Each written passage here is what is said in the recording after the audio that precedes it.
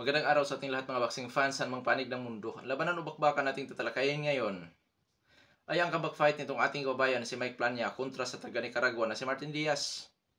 Fight schedule nito, Abril 27, 2024, nagaganapin sa Mikosuki Indian Gaming Resort, Miami, bansang Amerika. Na kung saan magsisilbing isa sa undercard ang kanyang laban sa bakbakan sa pagitan naman ni kabayang Richie Mipranom kontra Winston Guerrero. Na kung saan maghahayag po tayo ng sarili nating fight prediction, comparison analysis, na kung saan doon pa po lamang sa ating comparison, malaki po ang posibilidad na makakakuha kayo ng idea kung sino ang papaboran nyo sa panalo dito sa bakbakan. Dahil sa magkaroon tayo ng comparison, ang pinaka-referensya natin ay ang kanilang mga background mula sa kanilang physical appearance, experience o karanasan sa laban at sa kanilang mga taglay-taglay na mga skills o galawan. Pero bago natin yan simulan, para po sa mga boxing fans na bago po lamang napadpad dito sa ating munting channel, inaanyahan ko po kayo na sana suportahan po nyo sa pamamagitan po ng pag-subscribe, like, and share para po sa mga boxing fans na walang sawa na sumuport at sumubaybay dito sa ating munting channel. Tapos puso po ang nagpapasalamat sa inyong lahat. Wala po nung sports PH kung wala rin po kayo mga idol. Kaya naman, simulan na natin, unahin natin sa panig ng taga Nicaragua na si Martin Diaz kung ano bang mayroon sa boxingerong ito. Bilang isang professional boxer, may kartada na po ito na 18 wins with 8 wins coming by way of knockout, may 16 na talo at may 2 tabla. Sa kanyang 16 na pagkatalo, 8 beses nakatikim ito ng technical knockout or knockout. May edad 28 anyos at ang height 5 foot and 7 inches. Orthodox ang kanyang stance, knockout ratio 44.44%. Last fight, Hulyo 27, 2023, ang kalaban nito si Jose Gonzalez. Talo si Martin Diaz by technical knockout. Inot ko lang po mga idol, mula 2022 at hanggang 2023, nagkaroon ng 5 laban. Itong si Martin Diaz, wala na po itong panalong laban. Katunayan, sa 5 niya na laban, 4 na beses ng katikim ng technical knockout at isa sa pamamagitan po ng unanimous decision or sa puntusan. So wala nang iniingatang record si Martin Diaz mga idol. Hindi magkalayo ang panalo sa talo. Sa mga katuwid, isa nitong journeyman. Ganun pa man, sa uri ng kanyang mga kinalaban na kung saan kasama na doon si Jose Gonzalez at Albert Bell, hindi po yan mga basta-bastang boksingero din ang kanyang mga nakalaban. So skills sa taglay-taglay nitong si Martin Diaz, boxer-puncher po ito. Willing sa brulan o tututo na bakbakan, pressure fighter style, offensive style. Pagdating sa pagbato ng mga suntok, napakasipag dito kung bumabato ng mga kombinasyon o suntok mga idol. Ngunit, pagdating sa depensa, ang ginagawa nito, matira ang matibay. So sa mga katuwid, hindi mahigpit sa depensa o maraming kakulangan pagdating po sa depensa. Itong si Martin Diaz. Ngayon, dadako tayo sa panig ng ating kababayan na si Mike Plania. Bilang isang professional boxer, may kartada din po ang ating kababayan. 29 wins with 16 wins coming by way of knockout, may 4 na talo at wala pang natalang tabla. Sa kanyang 4 na pagkatalo, 2 beses na katikim ng technical knockout or knockout. May edad 27 anyos at ang height 5 foot and 4.5 inches.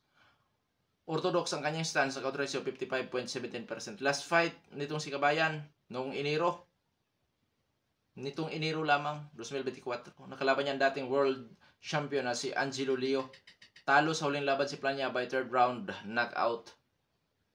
Karanasan o experience ni Mike Plania. Nauna si Angelo Leo, na dating world champion, Juan Carlos Payano. Idagdag natin ang 2 prospect na si Rais Alim at Elijah Pers. Skills ni Kabayan, boxer-puncher din po. Pressure fighter style, willing sa brulan o tututo na bakbakan, may defensive style with yung kanyang pagbabakpidal. Pagdating sa depensa, hindi mahigpit sa depensa si Kabayan. At idagdag natin na may kahinaan si Kabayan pagdating po sa adjustment sa aktual na laban, sa estilo ng kanyang makakalaban. Taglay naman ni Kabayan ang power, timing at accuracy. Ngayon, comparison na tayo. Unahin natin sa skills. Di po magkakalayo sa skills ang 2 boksingero mga idol. Halos pareho ang galawan. Oo. Parehong boxer-puncher. Ngayon, sa kanilang activity, parehong aktibo ang 2 maglalaban. Parehong orthodox ang kanilang stance.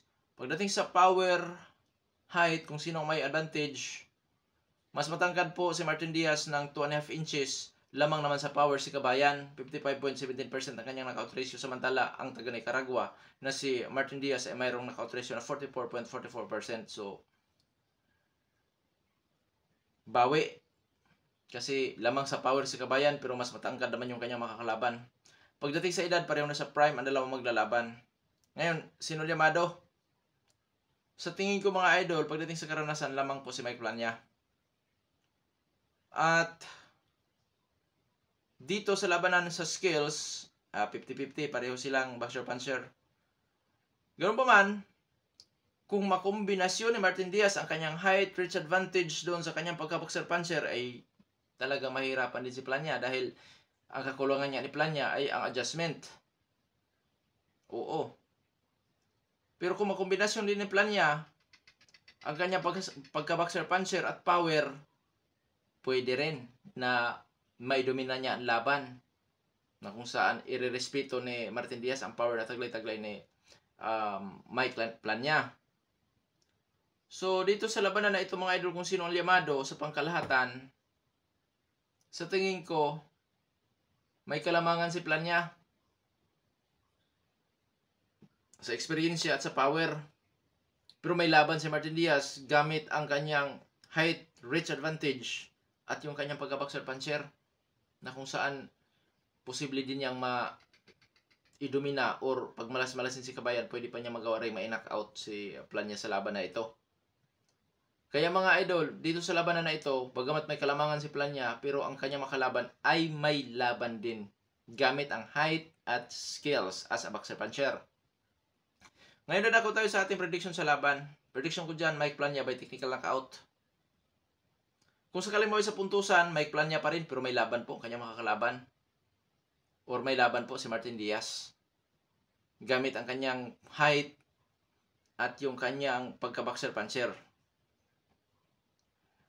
Katunayan, sa labanan na ito, hindi ako magugulat kung sakaling matalo si Plania sa pamamagitan po ng puntusan at kung malas-malasin pa sa pagka-knockout din. Kung gawa ng ito si Plania, expose na rin ang kanyang kahinaan. Although pareho silang expose din ang kahinaan eh. Oo. Kaya itong comeback fight ni Plania ay hindi po ito basta-basta. Bagamat pinapaniwalaan ko o umaasa ako na mananalo si Plania dito by technical knockout. Pero yun nga, dahil sa si Plania po ay expose na rin sa kanyang mga kakulangan at kahinaan, ay delikado din siya dito mga idol. Baka siya maunahan ni Martin Diaz. Oo. So hindi ka gulat-gulat kung sakaling matalo din si Plania dito sa laban. Pero abangan natin at suportahan pa rin natin itong ating kababayan si Mike Plania at maging sa nalalapit na laban ni Richie Mipranom kontra sa taga Nicaragua din na si Winston Guerrero. Hanggang dito na lamang ito po ng Sports PH. Maraming salamat po.